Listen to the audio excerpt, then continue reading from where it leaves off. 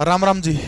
हरियाणा के मुख्यमंत्री बंसीलाल ने बंबई की उस खूबसूरत हीरोइन के साथ में क्या किया कि वो उनको गालियां देते हुए कमरे से बाहर निकली थी। दोस्तों, इस कहानी की शुरुआत, सच्ची घटना की शुरुआत करता हूं, आपको लिए चलता हूं हरियाणा के भिवानी जिले के गांव गोलागढ़ के अंदर। साल 1927 के अंदर भिवानी जिले के गोलागढ़ गांव के अंदर एक बच्चे का नाम बंसीलाल रखा जाता है। 1927 में जन्मे बंसीलाल धीरे धीरे जब आगे बढ़ते हैं तो युवा अवस्था के अंदर लोहारू प्रजामंडल के सचिव नियुक्त होते हैं। और जो राजनीति जो है, राजनीति यहीं से उनके खून में चली जाती है। उसके बाद भिवानी बार एसोसिएशन के अध्यक्ष वो बनते हैं, यानी वकील के रूप में अपना काम करते हैं। और धीरे धीरे वो साल जब आते हैं कि गुलजार लाल नंदा के सहयोग से साल 1968 के अंदर मात्र 41 साल की उम्र में हरियाणा प्रदेश के सबसे युवा मुख्यमंत्री के रूप में काम करते हैं। इस सच्ची घटना के दूसरे भाग में आपको प्रवेश करवाता हूं, आपको लिए चलता हूं वर्तमान पाकिस्तान के लाहौर प्रांत के अंदर। इसी लाहौर के अंदर साल 1929 के अंदर एक अभिनेता का जन्म होता है जिसका नाम सुनील दत्त रखा जाता है। आपको पता है 1947 के अंदर भारत और पाकिस्तान के जब टुकड़े होते हैं तो उसके बाद दत्त जो परिवार जो है वो हरियाणा प्रदेश के उत्तरी हरियाणा के यमुनानगर जो है, यमुनानगर जिले के मंडोली गांव के अंदर आकर बस जाता है। और आज भी जो दत्त परिवार जो है उसका पूरा का पूरा रिश्ता जो है मंडोली गांव से है। इसके बाद सुनील दत्त जो है मंडोली गांव से निकल करके लखनऊ चले जाते हैं। और लखनऊ के बाद में वो बंबई जाते हैं। बंबई के अंदर जो है बस कंडक्टर का काम करते हैं। धीरे धीरे करके फिल्मों के अंदर वो जाते हैं। आपको याद होगा 1957 के अंदर एक सुपर डुपर हिट फिल्म आई थी जिसका नाम था मदर इंडिया। इसी मदर इंडिया फिल्म के अंदर एक रोल किया था इनकी मां का, जिसका नाम जो था परिवर्तित नाम है नरगिस दत्त। आपने नाम सुना होगा, मेरे पीछे देख सकते हैं। अपने जमाने की एक खूबसूरत अदाकारा नरगिस दत्त के साथ में 1958 के अंदर वो शादी करते हैं।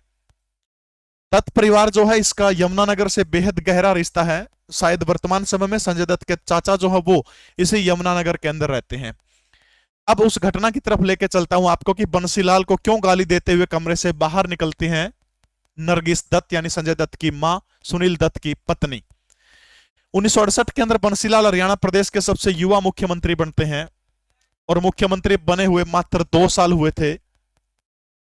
एक दिन चंडीगढ़ उनके निवास स्थान के ऊपर बंबई की एक खूबसूरत हीरोइन जो बहुत फेमस हो चुकी थी, चंडीगढ़ के अंदर उनके निवास स्थान, मुख्यमंत्री हरियाणा का जो निवास स्थान है वहां पर आती है।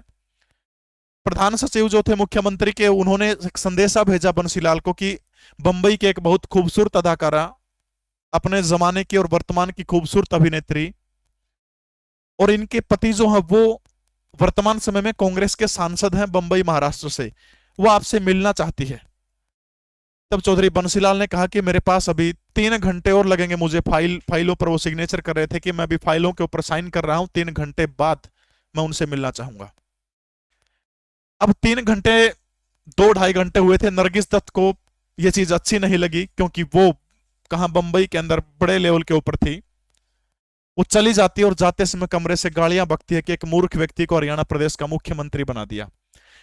दरअसल वो इस काम के लिए बंसीलाल के पास आई थी कि यमुनानगर का मंडोली गांव जो है, जहां पर इनका परिवार पाकिस्तान से आकर के बसा था, वहां पर अपने सास ससुर की समाधि जो है वो समाधि दूर खेतों में थी। और उस समाधि से जो गांव से खेत की तरफ जो रास्ता जाता, उस रास्ते में बहुत सारी झाड़ियां थी। 2-3 किलोमीटर का वो रास्ता था। और वो ये चाहती थी कि 1-2 दिन बाद एक कार्यक्रम था उसकी सास ससुर के ऊपर, उस समाधि जो थी वहां पर एक कार्यक्रम था कि उस कार्यक्रम के अंदर रास्ते में जो झाड़ियां जो उन झाड़ियों को काट करके वहां पर पानी का छिड़काव अगर हरियाणा सरकार कर दे तो बंबई से बहुत सारे हीरो वहां पर उनके समाधि के ऊपर फूल चढ़ाने के लिए आ रहे थे। गुस्से में चौधरी बंसीलाल को गालियां बकते हुए नरगिस दत्त बंबई चली जाती है। अब 3 घंटे निपट जाते हैं। 3 घंटे बाद जब चौधरी बंसीलाल फाइलों के ऊपर सिग्नेचर करके जैसे फ्री होते हैं तो अपने प्रधान सचिव को बुलाते हैं। बुलाकर कहते हैं कि बुलाइए उस खूबसूरत हीरोइन को। तब वो कहता है जी वो तो चली गई गालियां देते हुए कि हरियाणा का एक मूर्ख मुख्यमंत्री है हरियाणा प्रदेश का। बोला क्या काम आई थी? काम जब बताया गया कि इस तरह समाधि है और वहां पर झाड़ियां हैं, 3 किलोमीटर वो कटवा के वहां पर पानी का छिड़काव करवाना है। बोला परसों प्रोग्राम है, जो उनके प्रधान सचिव ने बताया कि सिर्फ 1 दिन बाकी है। तब चौधरी बंसीलाल ने आदेश दिया उनको कि झाड़ियां नहीं कटवानी, झाड़ियां कटवा के तुरंत मिट्टी डलवा के रोड चाहिए मुझे रात रात में, वहां पर 3 किलोमीटर तक का पक्का रोड तारकोल डाल के एकदम फ्रेश चाहिए। पसीने आगे प्रशासन को, लेकिन रातों रात काम करके 24 घंटे के अंदर जो है मंडोली गांव से जहां तक वो जो समाधि जो थी वहां तक पूरा का पूरा रोड बनवा दिया। अब अगले दिन सुबह जो है बंबई से वो चले हुए थे, कहीं होटल वगैरह में रुके हुए थे। जैसे ही वो गांव से होते हुए समाधि की तरफ वहां जाने लगे तो देखा यार रोड है, लेकिन बड़े लोगों सोचा किसी ने पता नहीं क्या बना दिया होगा। नरगिस दत्त अपने जो कार्यक्रम था कार्यक्रम करके चले जाते हैं। दोस्तों आपको याद होगा कि 1975 के अंदर इंदिरा गांधी जब हिंदुस्तान की प्रधानमंत्री हुआ करती थी तब इमरजेंसी लगी थी, आपातकाल इंदिरा गांधी ने लगाया था। और उसी आपातकाल के दौर में चौधरी बंसीलाल 1968 से 1975 तक हरियाणा प्रदेश के मुख्यमंत्री थे। बाद में उनसे इस्तीफा ले लिया जाता है और उनको भारत का रक्षा मंत्री बना दिया जाता है।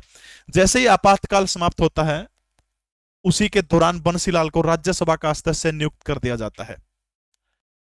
सौभाग्य की बात देखिए, एक दिन राज्यसभा के अंदर चौधरी बंसीलाल गए हुए हैं और उधर से नरगिस दत्त जो संजय दत्त की मां वो भी राज्यसभा की सांसद है। और सौभाग्य से दोनों की चेयर जो थी राज्यसभा के अंदर बिल्कुल पास पास हैं। ऐसे ही बातों बातों में पूछ लिया कि आप, कहा कि मैं हरियाणा से हूं। तब नरगिस दत्त उनको कहती है कि यार एक ऐसा मूर्ख मुख्यमंत्री बना था हरियाणा का तो, कि मैं कांग्रेस सांसद की पत्नी होते हुए और इतनी बड़ी अभिनेत्री होते हुए उनसे मिलने गई थी, मुझे मिलने का टाइम नहीं दिया। चौधरी बंसीलाल बोले कि क्या काम था आपको उस मूर्ख व्यक्ति से? बोला काम तो कुछ नहीं था, बस वो झाड़ियां कटवानी थी, झाड़ियां कटवा के समाधि तक जाना था, पानी का छिड़काव करवाना था। बोले मैडम रोड तो बनवा दिया था एक की रात में। बोले अच्छा उसे ना बनवाया था? बोले हाँ उसे ना बनवाया था। तब नरगिस दत्त कहती है कहाँ रहते हैं, मुझे मिलना है। बोला जी वो मैं हूं। ऐसे थे हरियाणा प्रदेश के मुख्यमंत्री चौधरी बंसीलाल। दोस्तों इस सच्ची घटना आपको कैसी लगी कमेंट जरूर करिएगा और इस चैनल को सब्सक्राइब लाइक जरूर करें। जय हिंद, भारत माता की जय।